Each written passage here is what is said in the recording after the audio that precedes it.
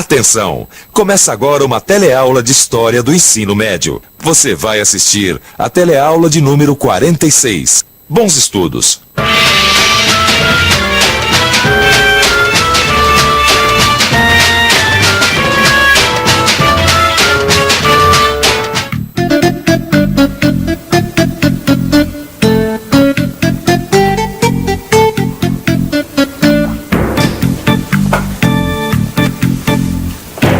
Tá vendo esse brasão aqui? Pois você sabe. Esse daqui é o brasão da República. E ele simboliza o ideal republicano que durante tanto tempo foi perseguido pelos liberais e por boa parte dos militares brasileiros. Portanto, esse brasão é o símbolo de uma conquista. Mas para quem estuda a história do Brasil como a gente, é difícil encarar esse símbolo sem se lembrar de problemas. Você viu na nossa última teleaula como foi o fim da monarquia brasileira, sem grandes conflitos, sem grandes revoluções. E agora você vai ver como civis e militares que proclamaram a República logo encontraram grandes dificuldades. Nos seus 10 primeiros anos, a nossa República vive um período de crises cheio de incertezas.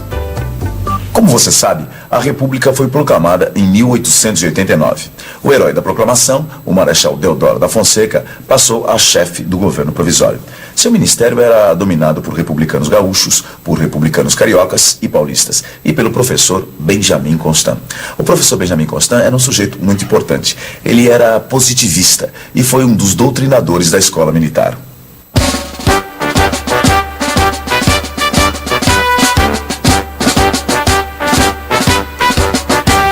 Você está ouvindo uma marcha militar brasileira, bem no começo da nossa teleaula sobre a República. Mas isso não é uma coincidência, não. Porque para os militares daquela época, a República era uma questão de honra. Para Marechal Deodoro e seus colegas, a República significava a recuperação da honra militar. Sabia disso? Porque no regime anterior, os militares estavam se sentindo meio por baixo. De fato, os militares se sentiam marginalizados na monarquia. Eles achavam que a República era a sua salvação e a salvação da pátria. Os civis, que acreditavam no positivismo, também iam pelo mesmo caminho.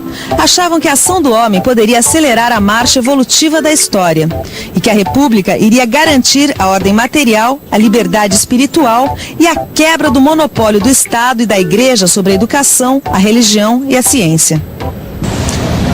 Agora, os civis também achavam que para consolidar a República e escapar da ditadura militar, era preciso institucionalizar o regime. Quer dizer, criar as suas leis e as suas instituições, garantindo o liberalismo.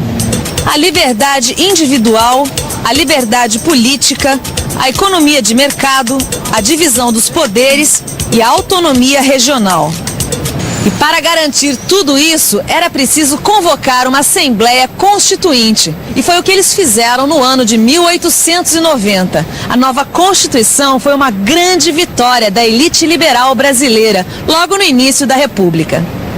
Ô Vicente, eu estava pensando aqui, olha, essa Constituição aí de 1891 trocou as leis do Estado Imperial pelas leis do Estado Republicano. Quer dizer, na prática trocou o modelo europeu pelo modelo americano, não é isso? Isso mesmo. Aliás, o Manifesto Republicano defendia isso desde 1870.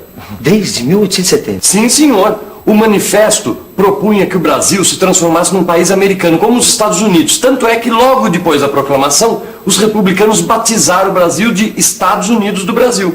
E com isso os estados então ganhavam maior autonomia. Exatamente. Uma autonomia garantida por lei, através de um princípio chamado federalismo. Federalismo, Vicente, muito interessante. Agora, o que isso significava na prática? Na prática, isso significava que os estados podiam organizar suas próprias forças militares, por exemplo, podiam criar impostos estaduais, podiam criar até mesmo uma justiça estadual, compreende? Mas Vicente, me diz uma coisa, e o governo federal, como é que ficava nessa história? O governo federal ficava com a organização das forças armadas, com a emissão da moeda e com o direito de intervenção nos estados caso a ordem republicana tivesse ameaçada. Vicente, olha, percebe uma coisa? Isso daí não é pouca coisa não. Essa Constituição de 1891 mexeu e muito com a estrutura do poder do Brasil. E mexeu mesmo. O Império era mesmo muito centralizador e a República se propunha a ser descentralizadora, dividindo o poder com os estados. E foi assim que acabou o poder moderador. Você se lembra? O poder moderador era um poder exclusivo do imperador. E foram implantados então os 3 poderes que estão aí até hoje: o poder executivo, o poder legislativo e o poder judiciário. Esses 3 poderes estão valendo até hoje, mais de 100 anos após a proclamação da República. Mas como você vai perceber nas próximas teleaulas, a história mudou de rumo ainda muitas vezes. O importante é você saber que com a Constituição de 1891, o poder legislativo passou a ser composto por uma Câmara de Deputados e um Senado Federal. No Senado, cada estado seria representado por 3 senadores. Na Câmara, os deputados seriam eleitos de acordo com a população do estado. Portanto, estados como Minas Gerais, Bahia e São Paulo, que eram mais populosos, tinham as maiores bancadas.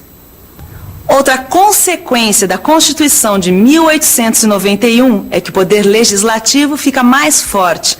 Ou seja, o poder executivo não podia mais dissolvê-lo. E o poder executivo passou a ser exercido por um presidente, auxiliado por ministros nomeados por ele. Em outras palavras, a partir de 1891, a gente entra num regime presidencialista. Com a instituição do presidencialismo, termina, portanto, a experiência parlamentarista brasileira, que atravessou todo o Império. Os presidentes, eleitos pelo voto direto do povo, seriam os chefes do executivo, os chefes da nação e os chefes das Forças Armadas. Como você deve estar percebendo, o sistema eleitoral também passa por mudanças importantes. Além da eleição direta para presidente, governadores, senadores e deputados, o voto deixa de ser censitário e passa a ser universal. Ô Vicente, olha, pensa bem. Depois da proclamação da República, o povo começou a ter uma participação política maior no país. Olha, voto universal, eleições diretas e uma série de avanços. Ó, pensa bem. Mas a coisa não foi bem assim não, viu, Gil? Como não, Vicente? Muitas leis mudaram. Não, mudaram e foram importantes essas mudanças, mas o povo ainda estava meio afastado das eleições, entendeu? Pensa bem, na época, mulheres, analfabetos não podiam votar e também não podiam ser eleitos. E pior que isso, o voto na época também não era secreto, era aberto. Não, peraí. Quer dizer que se eu votasse em alguém naquela época, todo mundo ia ficar sabendo em quem eu votei? Exatamente. Que coisa. Isso quer dizer que, em termos eleitorais, algumas coisas do Império continuaram iguaizinhas na República. Por exemplo, segundo alguns historiadores, com a introdução do voto direto e alfabetizado ainda em 1881, a participação da população caiu de 10% para apenas 1% nas eleições. E na República a coisa ficou mais ou menos na mesma, com apenas 2% da população participando das eleições. Mas, mesmo deixando muita gente de fora do processo, a Constituição republicana trouxe mudanças importantíssimas. Ela introduziu a descentralização do poder, como a gente viu, e garantiu poderes amplos aos estados e ao legislativo. Se você der uma conferida nos símbolos da República, vai ter uma ideia do clima político vivido pelo nosso país no começo do novo regime. Para tocar o coração dos brasileiros, o regime republicano criou uma série de símbolos. E o primeiro deles foi a própria bandeira nacional. No mesmo dia da proclamação, alguns republicanos empunhavam uma bandeira parecida com a bandeira americana, só que verde e amarela. Os positivistas, que eram uma parte importante dos republicanos, não gostaram e encomendaram uma nova bandeira com base nas nossas tradições. Ficou o fundo verde, o losango amarelo e o círculo azul. Mas ao invés da cruz e da coroa com aqueles ramos que identificavam a bandeira imperial, eles introduziram o céu do Brasil. E sobre ele, uma faixa atravessando o firmamento, onde se lê o lema positivista, ordem e progresso. Aí, quem não gostou muito foram os liberais, mas a bandeira acabou ficando assim mesmo.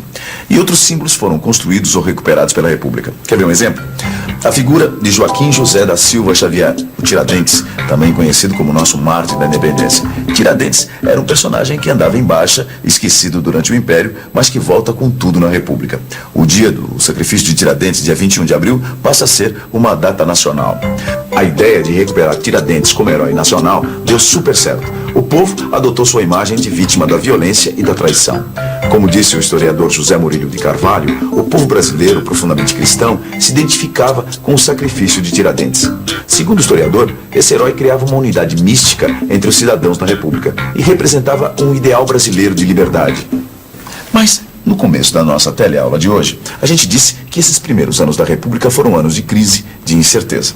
E sabe qual é a origem dessa situação? Entre outras coisas, foi a indefinição do papel dos estados e do poder legislativo na República. A indefinição era tanta que, no fim de 1891, o Marechal Deodoro simplesmente fechou o Congresso. Ô Vicente, espera aí, olha. Mal começou a valer a Constituição republicana, chega um marechal e fecha o Congresso? Pois é, o Marechal Deodoro ele não conseguia conviver com a independência do Legislativo. Aí o que ele fez? Fechou o Congresso para fortalecer o Executivo. Peraí, como assim? Foi o que ele fez. Só que daí o que aconteceu? Ele ficou sem apoio político e sem apoio militar. Ou seja, acabou renunciando apenas 3 semanas depois de ter fechado o Congresso. E quem que substituiu ele na presidência da República? O vice, o Floriano Peixoto, que também era militar. Floriano tomou posse em 1891 sob um clima bem pesado. Seu governo teve que enfrentar várias crises militares, além de 2 revoltas, a revolta da Marinha e a dos federalistas do Rio Grande do Sul. Mesmo assim, o Congresso, apoiado pelas lideranças regionais, deu sustentação política a Floriano Peixoto para que ele, pelo menos, chegasse até o fim do seu mandato em 1894. Ô Vicente, eu vou dizer uma coisa. A coisa estava feia nessa época, hein? Ah, mas estava feia mesmo. Para você ter uma ideia, nem a eleição do Prudente de Moraes, que era civil, conseguiu acalmar a situação. O Congresso continuava dividido e o governo tinha que combater rebeliões como a de Canudos, por exemplo, no interior da Bahia. As tropas do exército iam lá e eram derrotados pelos rebeldes de Canudos, que resistiram durante anos ao exército brasileiro. E esses rebeldes eram liderados pelo Beato, o Antônio Conselheiro. Eles se opunham à República e ajudavam a desmoralizar o já combalido governo republicano brasileiro. Para completar o quadro, o presidente Prudente de Moraes sofre um atentado político em 1897. Ele consegue sobreviver e o caso provoca uma grande reviravolta política. Prudente consegue terminar o seu mandato e ainda eleger seu sucessor, outro paulista, Campos Salles. E atenção, se liga aí que é hora da revisão. Na nossa teleaula de História do Brasil de hoje, você viu como foram os primeiros anos da República. Você viu que naquele período, o Brasil vivia de crise em crise. Eram crises entre militares, entre civis, de militares contra civis e vice-versa. Pois é, o Estado republicano ainda estava sendo construído naqueles primeiros anos da República. Mas é claro que ainda não tinha estabilidade política. E essa estabilidade foi perseguida através dos anos a partir do governo de Campos Salles.